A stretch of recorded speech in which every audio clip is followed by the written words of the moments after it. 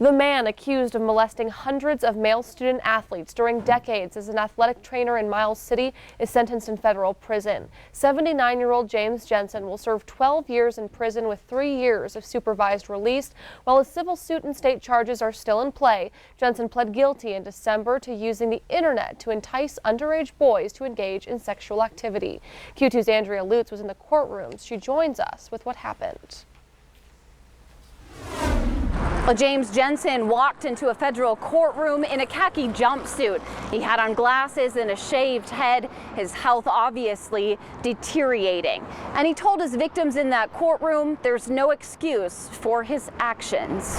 Inside the James Batten Federal Courthouse, where our cameras aren't allowed inside, U.S. District Judge Dana Christensen said this sentence should be sufficient, but not greater than necessary. 12 years with 3 years supervised release for Jensen, but with powerful words for his former trainer, one victim saying that Jensen handed him a life sentence. It's not enough. 100 years isn't enough for what he did. 32 plaintiffs have come forward in a massive civil suit against Jensen.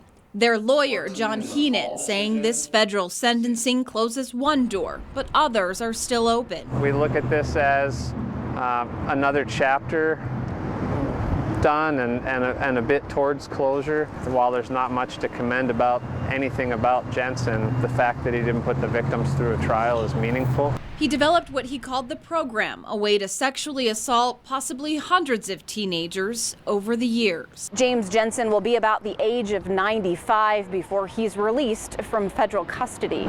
There's so many victims, there's so many times that he did it. It was so calculated and criminal and methodical. In Billings, Andrea Lutz, MTN News. Now, Andrea tells us Jensen will serve his sentence in the Federal Medical Center in Rochester, Minnesota, which is reserved for prisoners with medical needs. Jensen suffers from diabetes and other ailments that have left him frail and wheelchair-bound in previous court appearances. Well, 4 new fires have been reported in the Helena area as resources are already stretched thin from the 4,600-acre North Hill fire. At least one of these new fires forcing more evacuations tonight. These lightning-caused fires come just as Lewis and Clark County declares an official emergency in response to the North Hill fire, which is threatening hundreds of homes.